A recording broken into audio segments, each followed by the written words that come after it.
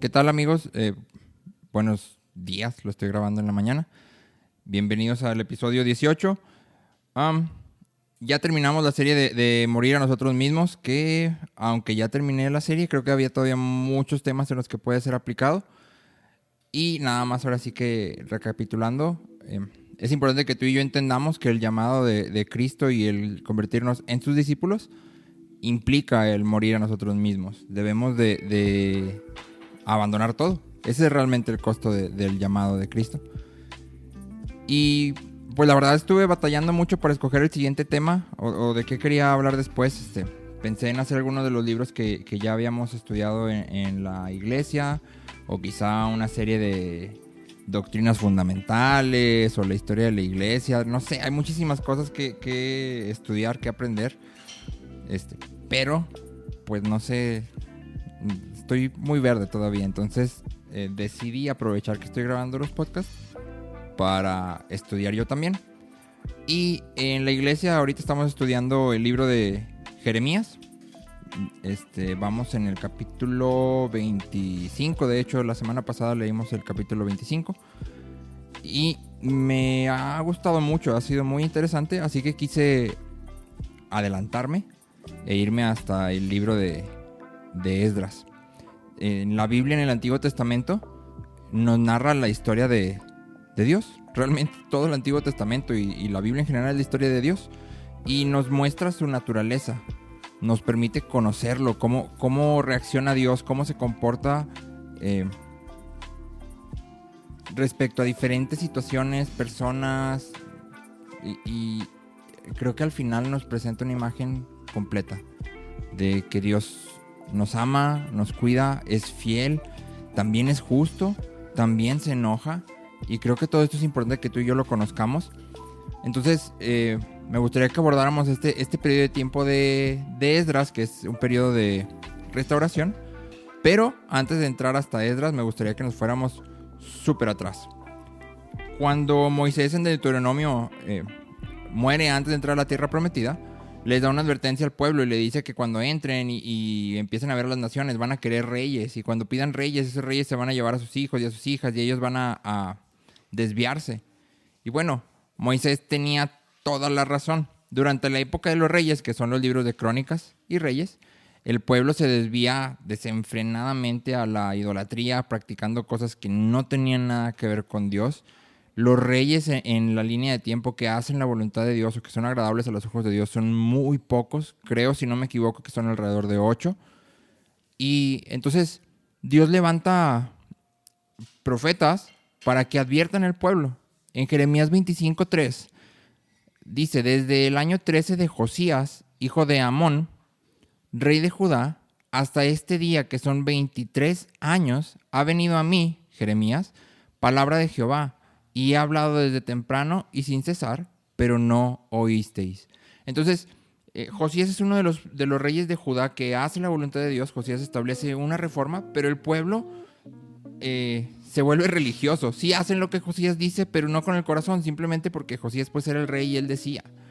Y en este tiempo de Josías se levanta Jeremías, y durante 23 años se dedica a advertirle al pueblo que el camino por el que están yendo, que la idolatría que están practicando, los va a llevar al exilio. Dios los va a desterrar, pero el pueblo no entiende. Y entonces Dios cumple su palabra y Nabucodonosor conquista a Judá.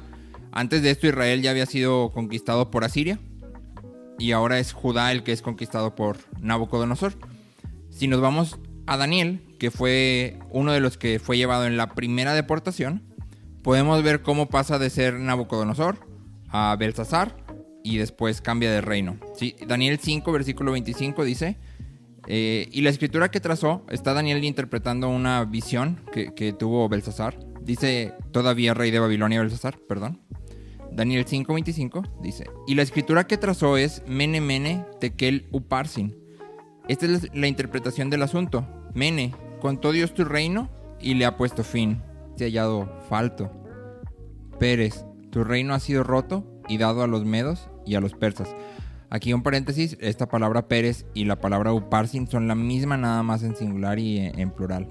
versículo 29 dice: entonces mandó Belsasar vestir a Daniel de púrpura y poner en su cuello un collar de oro y proclamar que él era el tercer señor del reino. La misma noche fue muerto Belsasar, rey de los caldeos, y Darío de Media tomó el reino siendo de 62 años. Entonces es Nabucodonosor quien conquista Judá. Después de Nabucodonosor vemos a Belsasar, y después de Belsasar vemos a Darío de Media.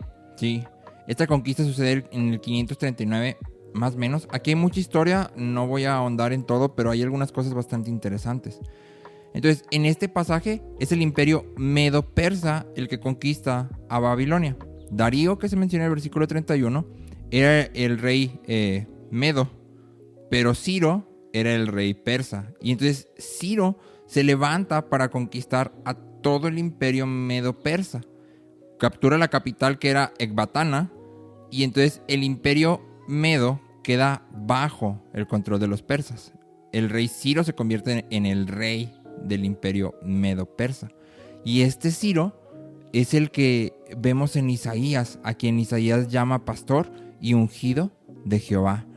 O sea, aquí hay un dato muy interesante, porque si tú y yo fuéramos Daniel, que en este pasaje de Belsasar ya está entrado en años, y si vieras de repente que te conquista Darío y empiezas a escuchar los rumores de un tal Ciro que se está levantando y que se convierte en el rey de los persas, y entonces tú conoces la escritura o conoces la profecía de Isaías que habla acerca de un Ciro y cuentas los años, porque también en Daniel se nos dice que Daniel lee el rollo de Jeremías para contar los años. Imagínate la emoción y la esperanza de Daniel al ver que todo lo que Dios había dicho ya se estaba cumpliendo. Creo que esa sería una sensación increíble, ¿no? Y vamos a adelantarnos ahora sí, vamos a acercarnos más bien a Esdras, y vámonos a Crónicas, por favor. Segunda de Crónicas, capítulo 36, versículo 22. Dice: mas al primer año de Ciro, rey de los persas, para que se cumpliese la palabra de Jehová por boca de Jeremías, Jehová despertó el espíritu de Ciro, rey de los persas, el cual hizo pregonar de palabra y también por escrito por todo su reino, diciendo: así dice Ciro, rey de los persas: Jehová, el Dios de los cielos, me ha dado todos los reinos de la tierra, y él me ha mandado que le edifique casa en Jerusalén, que está en Judá. Quien haya entre vosotros de todo su pueblo, sea Jehová su Dios con él, y suba.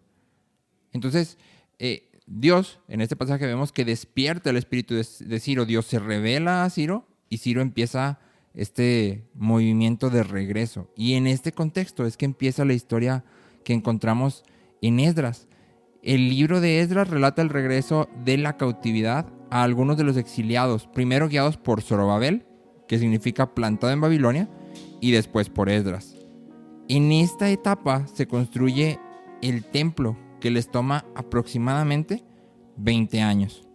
Hubo 3 olas de deportación de Israel a Babilonia. Sí, cuando Judá es conquistado por Babilonia, hay 3 olas de deportación, y también hubo 3 olas de regreso a Jerusalén en un periodo más o menos de 90 años.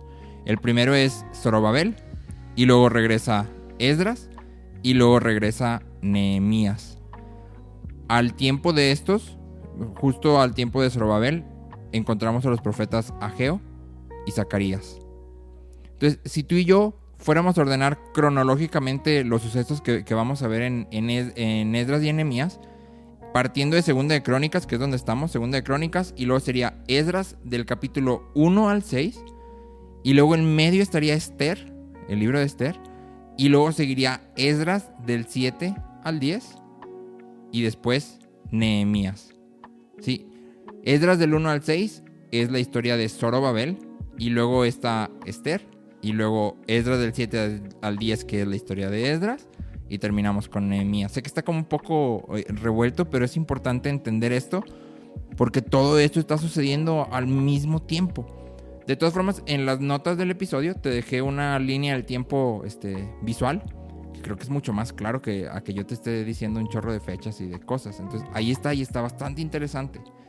El libro de Esdras entonces puede ser dividido en dos secciones. Del 1 al 6 es el retorno bajo Zorobabel y Sesbazar, que era el sacerdote. Y del 7 al 10 es la actividad que desarrolla Esdras.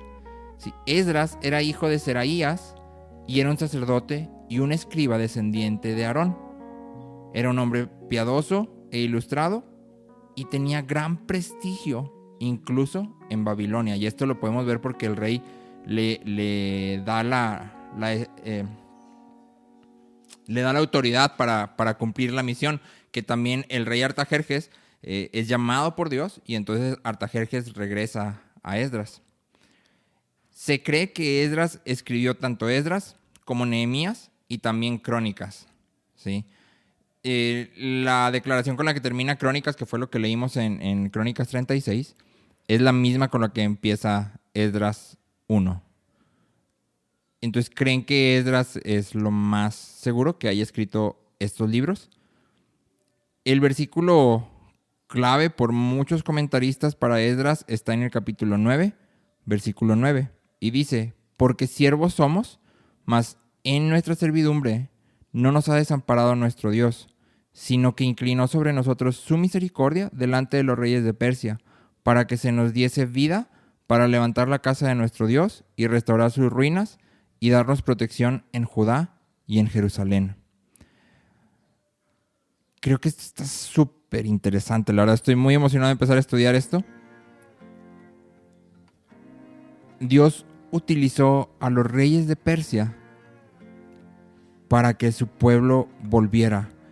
El tiempo que el pueblo pasó en el exilio y que pasaron cautivos fue un tiempo que Dios utilizó para hacer que el corazón del pueblo volviera a Él, para procesarlos.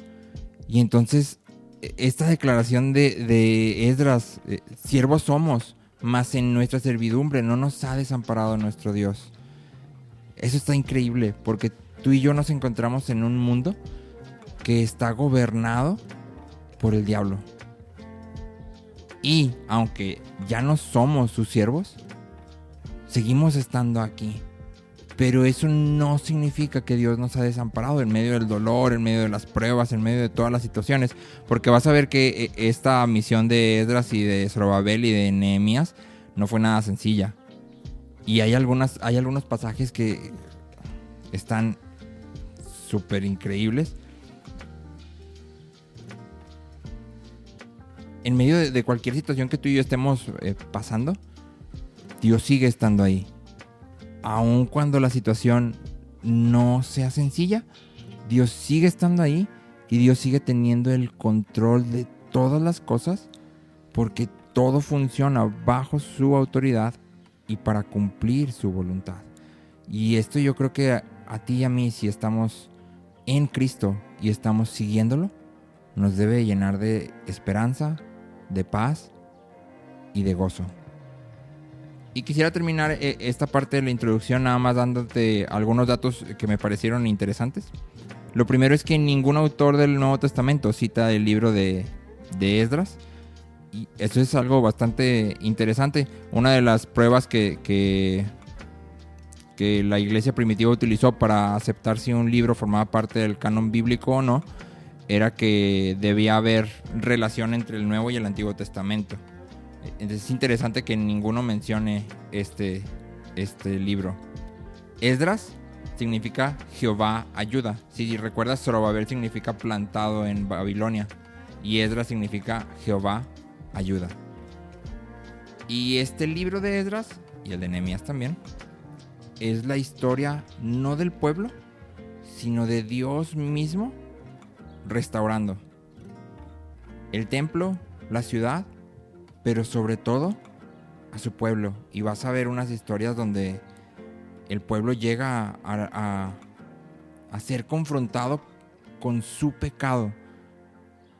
Y entonces tienen que tomar decisiones drásticas respecto a las decisiones que habían hecho. Valga la redundancia, discúlpenme.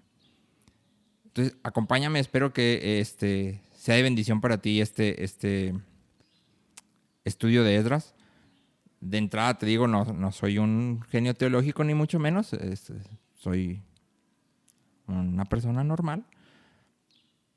Y estoy estudiando junto contigo, Esdras. Así que si hay algo que queda de duda o algo que me haya por ahí patinado, estoy con toda mi disposición de que me mandes un mensaje o cualquier cosa para decirme, oye, creo que te equivocaste o creo que esto va por acá y lo podemos platicar.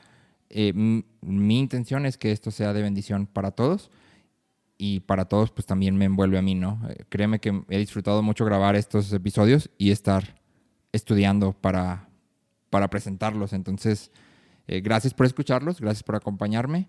Y acuérdate que te dejo las notas del episodio. Hay varias cosas interesantes que te pueden ayudar a entender más este contexto. Y recuerda también que todas mis redes sociales y por donde me puedes contactar están en el Linktree que está aquí en la parte de la descripción del podcast. Sí, también te recuerdo que empecé a escribir una guía de estudio, no es un libro, es una guía de estudio acerca de la carta a Tito. Y puedes descargar el primer capítulo de la guía de estudio de manera gratuita. También está en el Linktree para que lo descargues. Y es, como su nombre lo indica, una guía. Entonces es para que tengas tu Biblia y tu lápiz, tus colores o lo que sea que utilices para estudiar. Sí, gracias por escuchar y espero que sea de bendición.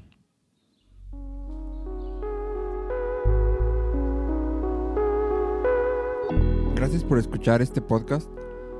Si te gustó el episodio, suscríbete y recuerda compartirlo. Mi intención es que estos episodios puedan ser de bendición para la mayor cantidad de personas posible. Recuerda que puedes encontrarlo en YouTube, puedes encontrarlo en Spotify y puedes encontrarlo en Apple Podcast. Si tienes alguna pregunta, algún comentario o te gustaría que se platicara algún tema en especial, no dudes en escribirme por cualquiera de mis redes sociales. Gracias por escucharme.